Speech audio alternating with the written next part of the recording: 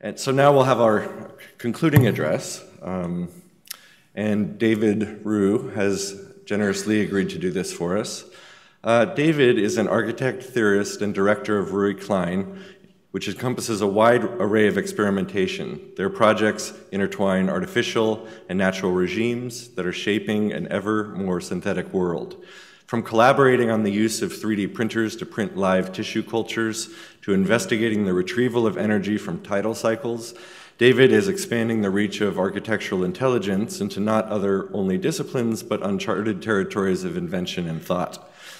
His design work is matched by an equally significant commitment to architectural discourse, as David nearly single-handedly was responsible for introducing object-oriented ontology into architecture, a fact that will either land him in some small or large corner of architectural history, or as Robert A.M. Stern told me when I started to become interested in OOO, may be the biggest WHOOOPS of my career.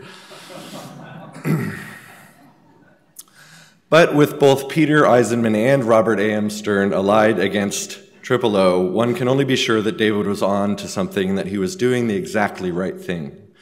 David received his Master of Architecture from Columbia University and his BA from St. John's College, where he studied architecture and mathematics, and, as we previously heard, was a classmate of Graham Harman, and they played the saxophone together. And Yale has an incredible archive, and I've actually found footage of them. No, I'm just kidding.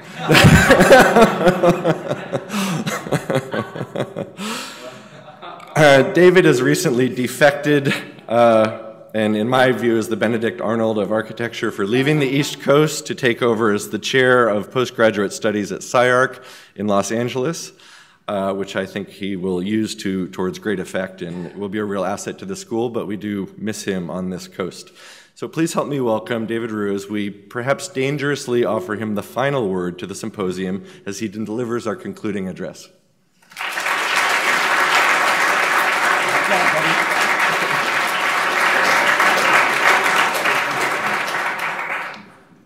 We could put up the first slide.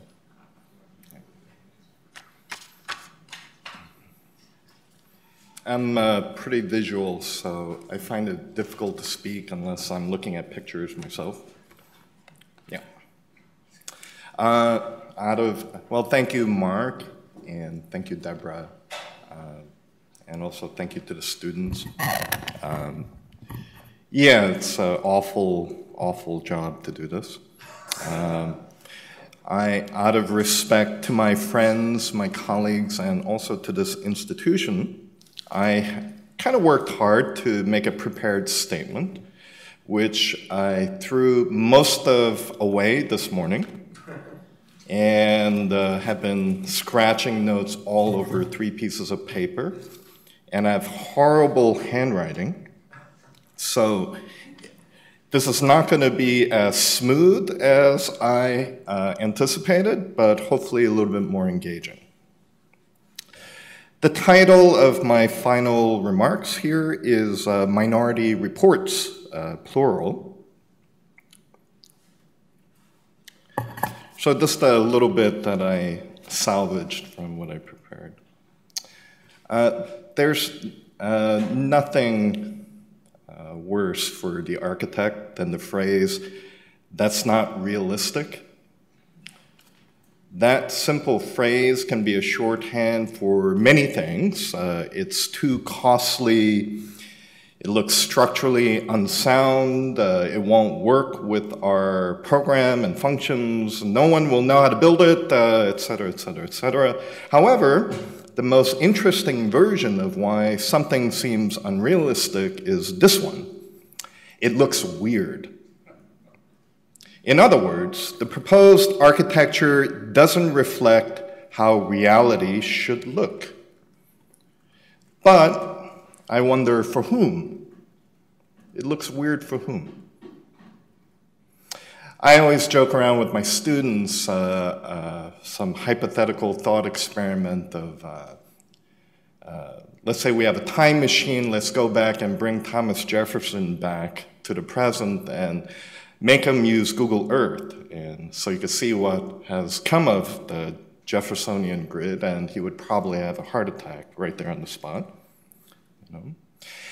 I think every thing that we would call familiar or normal was all at one time a pretty weird idea. But it seems to, the weirdness seems to advance at a kind of glacial pace, so it always seems normal. So I think you need a kind of separation of the time scale to see just how weird things have become. If we indeed have no access to the ultimate reality of things, what we think reality is pertains more to what we think reality ought to look like than to anything we can actually prove or verify as real. It is, for me, but a small consolation that through our cleverly constructed dialectical telescopes, we may have verified at least that the real is indeed there, but nonetheless, we are trapped in the misery of representations. We know all too well that this is not a real pipe. But is it even a real painting?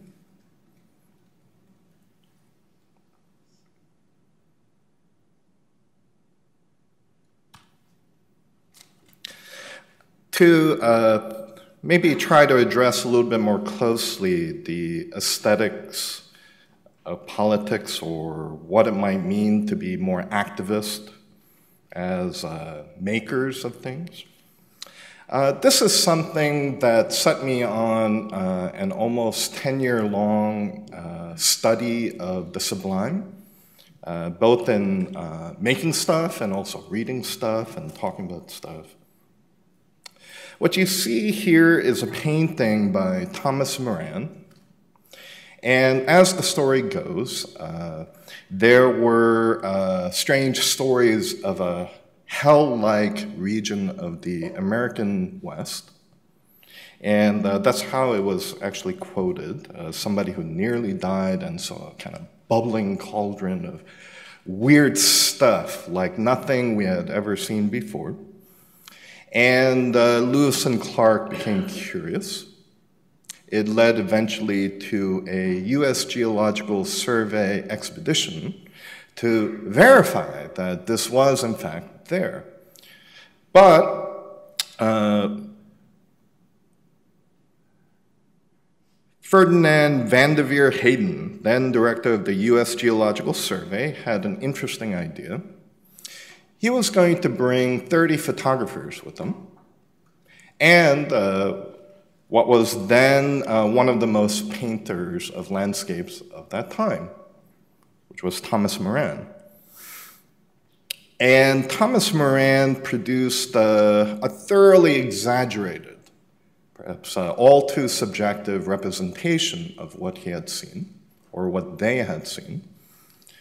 And aside from the more documentary images that the photographers took, which to some degree maybe established a facticity about its existence, it was Moran's paintings and sketches that thoroughly captivated those members of Congress, who then, shortly thereafter, within a year, instituted the idea of the National Park Service. This was the painting, the Grand Canyon of the Yellowstone, that Thomas Moran did after this was instituted, which was then being used perhaps as a kind of maybe nod to Keller, I don't know if she's here, as a kind of sneaky strategy of then building public consensus around this legislative act. And the quotes were quite interesting, all kinds of quotes about what was once described as hell on earth, now being described as a wonderland. And I want to go there, you know, I want to go to there, maybe. Like speak like Tina Fey. Yeah. Yeah, but it's not an altogether happy story because it was a marketing of this geological object to a public for consumption and for enjoyment. And they did not go to Yellowstone to see, in some sense, what is maybe there, and who will ever know what that really is, like I said. They went there to feel this, whatever this is. And it's hard to verify if there's even any agreement about what each person is expecting to feel. This is the frustration, the frustrating thing about the sublime, I think, ultimately. Thomas Moran also fascinated me like the other Hudson River Valley School painters like Frederick Church, for modifying certain cliches of depictions of the sublime coming from the European tradition. The obvious thing to observe is the human avatar, which is quite typical, say, in the paintings of Caspar David Friedrich, has been erased. Why? Because you, the beholder, is the avatar yourself. You don't need to think through the avatar to think about the sublime. It's about simply being immersed in it. You are that person. You are the wanderer in the mist. Later on, the sublime becomes quite interesting because the subject matter of the sublime makes a very strange transformation in the American culture. And this is complex cultural history, but it's there for you to find out more about. I can't really do justice to it, but read some stuff by Leo Marx and David Nye.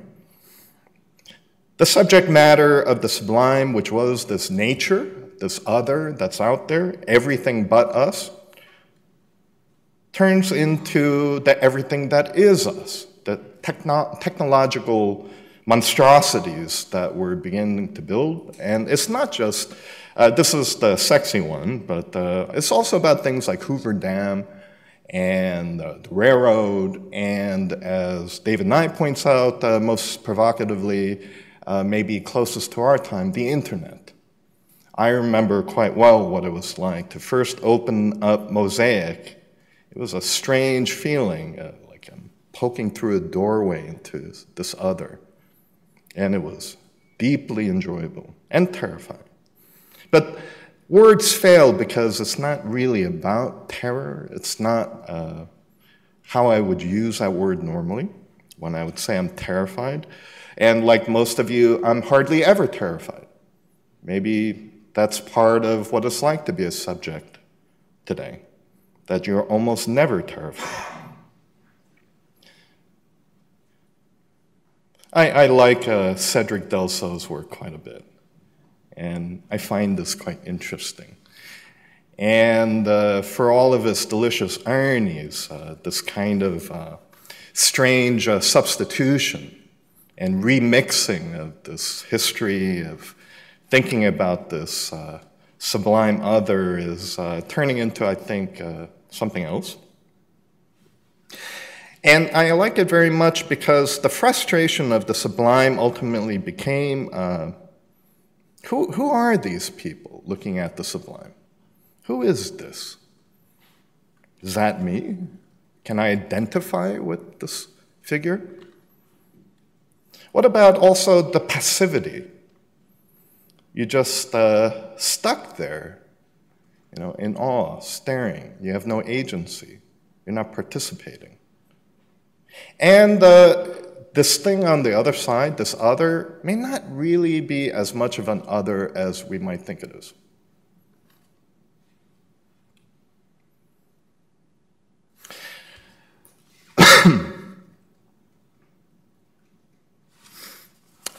Before I came here,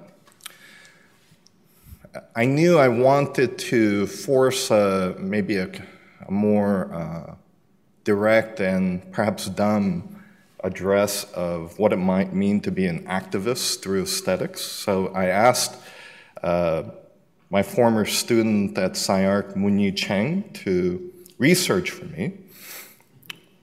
all the weird subcultures she could find. I gave her a format. I said, put into the middle the person. Put into another column their representations. And in the final column, just some text description, their label, and most importantly for me, their equipment. This one I found the most hilarious. Health goth. I found this piece. I don't know if it's a spoof or it's serious. You can't tell anymore these days. It seems all of reality, at least the reality you can encounter through contemporary media, that is the internet, seems entirely parafictional at all times. I've given up trying to verify. But somebody wrote in New York Magazine a fact about FAQ about how to be a health goth. So I want to share with you some of this because I found it absolutely hilarious, absurd, and interesting. It writes, somewhere in between normcore, cyberpunk, goth, sportswear chic exists a possible real trend known as health goth. It's been kicking around since spring. Actually, but it seems to have entered the mainstream this week, much to the chagrin of OG health goths all over the world. I had to ask somebody what OG stood for. Original gangster, yeah. Now I know, yeah. But what is health goth, everyone asks? Here's a quick fact so you, too, may commune in the graveyard or gym with ease. What does the term mean? It's exactly what it sounds like. Or, for a more intellectual approach, here's some fancy rhetoric from A.M. Disc's explainer. Health goth relies on an anti-nostalgic dystopian present, refracting the other, capital O, by means of an exaggerated profile and tribal aesthetics. Health goth creates a proto-narrative of returning to paradise lost by embracing mortality as a one-world consciousness and devotion as means to deliver us from late capitalism. You can laugh. I find it hilarious. I was rolling on the floor. Health goth speaks to an intrinsic psychic connection with the elements, be they fire, water, or fauna, and the ability to incorporate ambient nature into the corporeal realm. The second piece, I got just three. I'll be quick. Where did the trend originate? According to Complex, health goth was born of the dark recesses on a Facebook page started by cool Portland musicians Mike Grabarick and Jeremy Scott. They told the magazine that they were attributing a name to describe a feeling that already existed. That feeling of sadness, but also sportiness.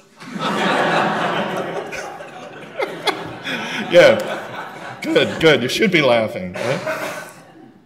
And finally, this one's brief. But wait a second. Will my patron Saint Emily Dickinson approve of this embrace of athleticism?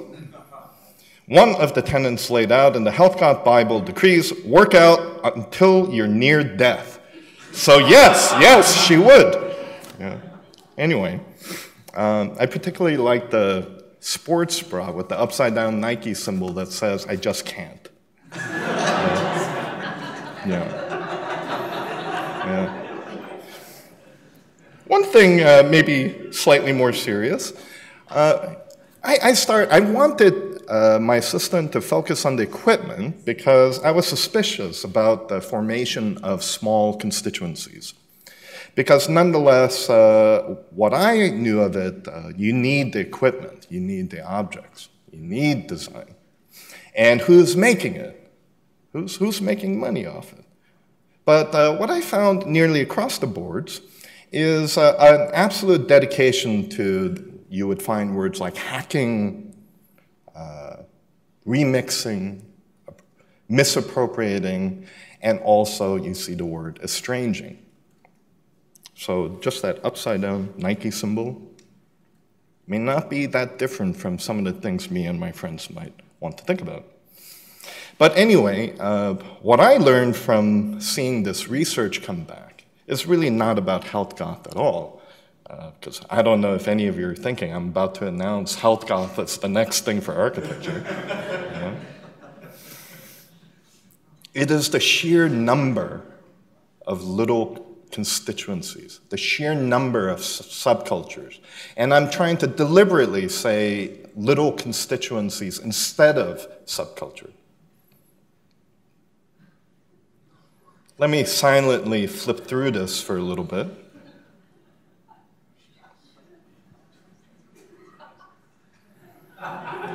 Michael Young, that's you. That's Patrick Schumacher.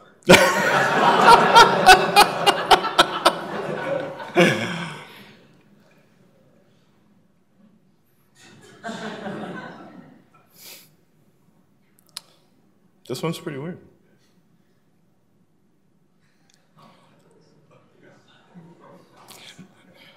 Mark.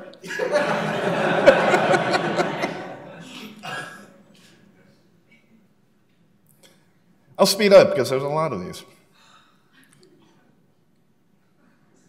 This one is fascinating, worth checking out. He's available somewhere. Get the video. Google is accessible to us all. Yeah, just look it up. Anyway, these are all the rest, and there's a lot more. A lot more. Yeah. So, I prefer the term small constituency because subculture is maybe a dismissive way to refer to this. Because subculture assumes big culture, the culture. And what we might actually be seeing is that there is no big culture out there. What we're seeing is almost a Cambrian explosion, like a multiplication of little constituencies everywhere. Everywhere from Kinshasa to Cleveland to New Haven, you see the multiplication of these small constituencies. And what might be striking, if you haven't noticed, is I think our students know this better than we do. Whereas at one time when maybe there was a big authority and a big culture, you could expect a rationally constructed constituency to discuss which aesthetics might be deemed most appropriate for that collective and reinforces the values that we're all committed to. But what I see happening here is the aesthetic seems to come before the people and then before the values. What seems to only matter is to remix the things that we seem to be obligated to use and buy, maybe break it, if you will. And that's an interesting question. Why? You know, why this anxiety about it, about objects? It's I see it more as an anxiety about objects than a kind of dedication to it. And then, isn't it strange that the people or the collectives that start forming around these objects, this equipment, don't even know exactly what they believe in until seemingly later? So we know quite well, given what's happening these days, that the single most common political position that you'll find in, say, the young, loosely defined, because I kind of feel this way too, that of a kind of none of the above commitment.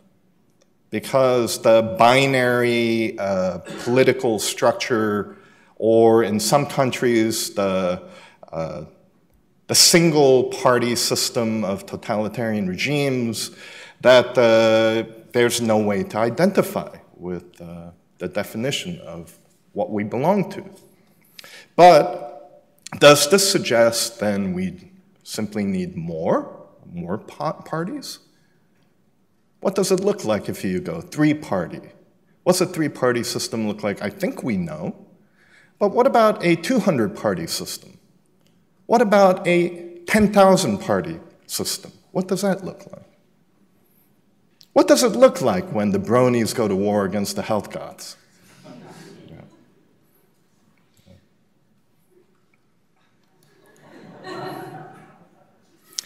Something I enjoyed and generally enjoy about being in academia is this kind of freakish dedication we have to civility. Pass around the microphones like the talking stick in Survivor and wait for the other to speak. So I sympathize with wanting to cut through some of that crap and incite some friction maybe, and maybe call for a structure of agonism. But I think the civility is important because I think it is a unique space within the institution, and other than the kind of Foucault version of why to hate institutions, I actually love institutions for how it clears out maybe a completely imaginary fictional space where we have freedom and space to hesitate and think about things that maybe cannot be legitimized by the marketplace or by normal realities, by whatever it is that's out there. So, in conclusion, I would like to make 3 observations and 3, maybe, if I could be so bold, declarations of things to work on. All right. One, when you see the absolute explosion of these little constituencies, and I think from the ivory tower, it can look like just so much noise. That it's kind of a kind of worthless victimization of the polis through the ingestation of signs and symbols. But I think although it may look like that for us, it may not look like that from the other side. And I was thinking when Jacques Rancière last night was talking about just the problem of having time. I think one of the consequences of the absolutely negligible amount of labor it now takes to copy, and this is, as I am hinting, a kind of extension of the Benjamin idea and observation, that in some sense it's kind of taken labor out of it, or maybe not entirely out of it, but it's made the amount of labor that it takes to produce an aesthetic regime so negligible that basically, anybody can do it. Yeah. And I find that interesting and something worth thinking about. Also, I think once you see this, I think it's very tempting, and out of this kind of observation, distant observation that we might have from our space, this kind of disgusting display of exchange, and seeing the misery of representation, we can pound the table and call for a return to single culture and reassert the authority, say, of our discipline and so on. But I wasn't sure, but as I'm getting older, I'm becoming quite confident that I think it's utterly foolish to assert single authority once again. Humpty Dumpty has fallen and shattered into very strange pieces, it seems. Is the answer to glue it back together into single authority? I think that's not even possible. Or should we grind it up into powder and somehow parametrically pulp it back into a featureless, misshapen whole? You all know what I'm talking about. Yeah. It is foolish to insist on a return to single authority, number one. Number two, it may be true that at one time, big constituencies purposefully chose big aesthetics to reinforce ambitious values. But today, small aesthetics build small constituencies to reinforce modest values. And I think that's a good thing. Or at least, we don't see what's coming down the pipe and how this all goes wrong. I can't see it. Without even knowing, number three, without even knowing, we in academic space may accidentally slip into becoming our own strange little constituencies with our own remixed equipment and our own weird representations. What do we think of this? Are we just as really on the same level as health gods? We're just yet another small constituency. But maybe it's good to maybe think about what might be our constituency and what are the values that we're actually insisting upon. So those are my three observations. 3 things to work on. I think it continues to be the extremely important and precious work of academia to disenchant representations of the real. But this should not be done, I think, to the exclusion of every other kind of work. I'm glad there are smart people researching the strange permutations of late capitalism. I'm glad there are people doing real research into globalization and the effects of capital on the transformations and mutations of the urban ground. And I could go down the list. I think there are many extremely important projects out there, most of whom are dedicated relative to how I'm speaking tonight. They're all kind of projects of disenchantment, kind of evaporating what seems like voodoo or magic, showing what's really going on. I think it's incredibly precious, valuable work. But it can't be the only work we do. Whereas it is the job of some to disenchant existing representations, I think it is also the extremely important job of others to then re-enchant the world with newer and perhaps sneakier representations. But also, again, we have to be mindful, re-enchanting for whom and for what reason.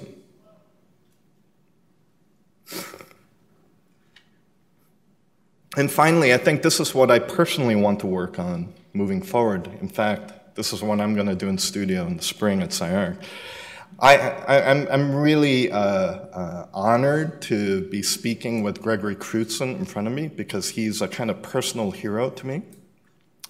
But the thing that intrigued me the most about the work was there was one image I saw of the set that was constructed from one of the photographs.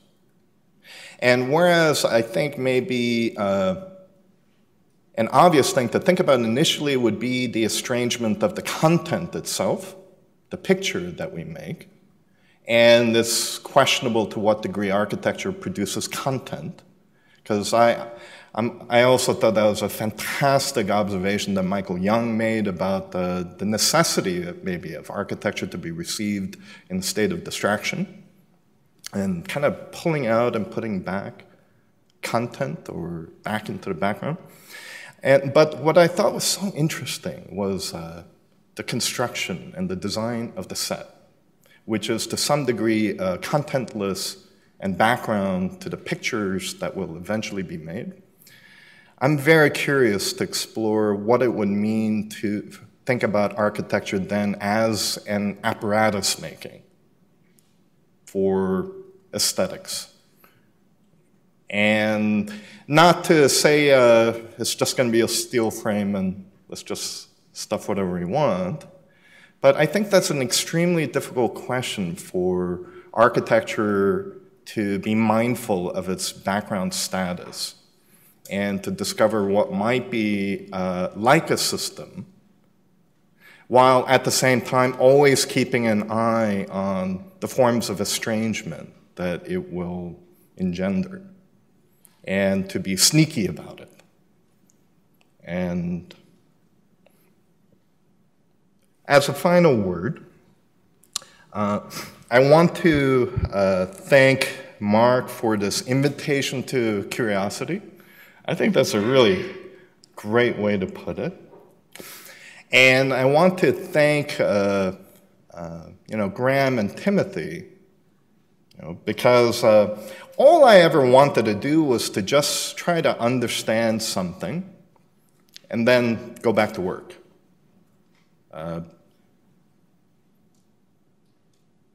Their work came across my desk at an interesting time where I was feeling very frustrated because I was feeling like it was becoming impossible to do my work, or at least difficult to do my work. And I wanted to exit to try to understand something different, maybe to think about what was making it so difficult to do my work, and perhaps impossible to do my work. But ultimately, I want to go back to work. So the playbook of manifesto writing, everybody get on the wagon and let's beat down the doors of the man, you can do it if you want, but I'm not interested. Yeah. Because I don't think the so-called man is actually out there.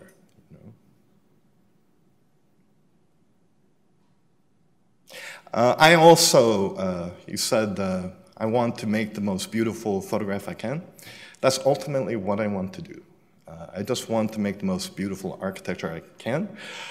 That's a problematic word, I know, especially after these 3 days, what that even means, and what, if we're even using the right word, beauty, sublime, or remix, the weird thing, I don't know, but ultimately, yeah, I think that's where I'd like to head next.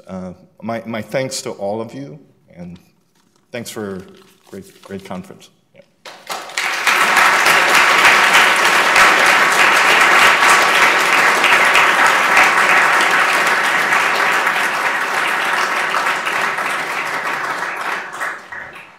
Thank you, David. That was great.